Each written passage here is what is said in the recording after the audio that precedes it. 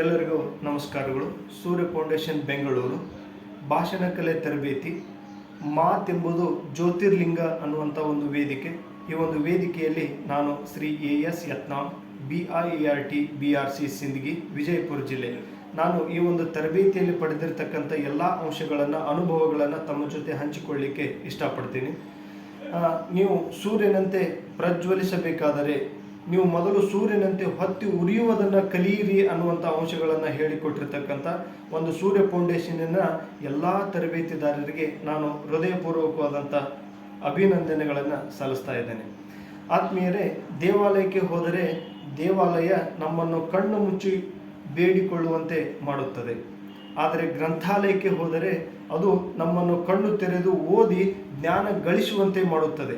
ಹಾಗಾಗಿ ನಾವು ದೇವಾಲಯಕ್ಕಿಂತ ಹೆಚ್ಚಾಗಿ ಗ್ರಂಥಾಲಯಕ್ಕೆ ಹೋಗಬೇಕು ಅನ್ನುವಂಥ ಒಂದು ಅಂಶಗಳನ್ನು ಒತ್ತಿ ಹೇಳಿಕೊಟ್ಟಿರ್ತಕ್ಕಂಥ ನಮ್ಮ ಸೂರ್ಯ ಫೌಂಡೇಶನ್ನಿನ ಎಲ್ಲ ತರಬೇತಿದಾರರು ನಮ್ಮ ಜೊತೆ ಇದ್ದು ನಮ್ಮ ಒಡನಾಡಿಗಳಾಗಿದ್ದು ನಮ್ಮ ಒಂದು ಕುಟುಂಬದ ಸದಸ್ಯರಂತೆ ಒಬ್ಬ ಉತ್ತಮ ಮಾರ್ಗದರ್ಶಕರಾಗಿ ನಮ್ಮಲ್ಲಿರುವಂಥ ಸಾಮರ್ಥ್ಯಗಳನ್ನು ಹೊರತೆಗೆಯಲಿಕ್ಕೆ ಪ್ರಯತ್ನ ಮಾಡಿದ್ದಾರೆ.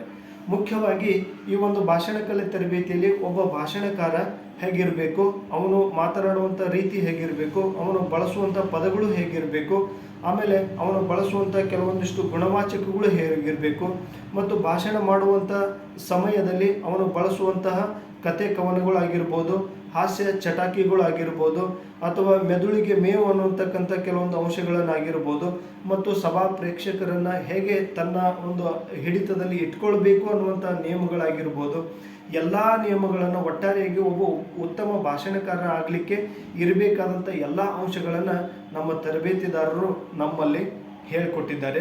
ಆ ಸಾಮರ್ಥ್ಯಗಳು ನಮ್ಮಲ್ಲಿ ಬೆಳೆಯುವಂತೆಯೂ ಪ್ರಚೋದನೆಯನ್ನು ನೀಡಿದ್ದಾರೆ.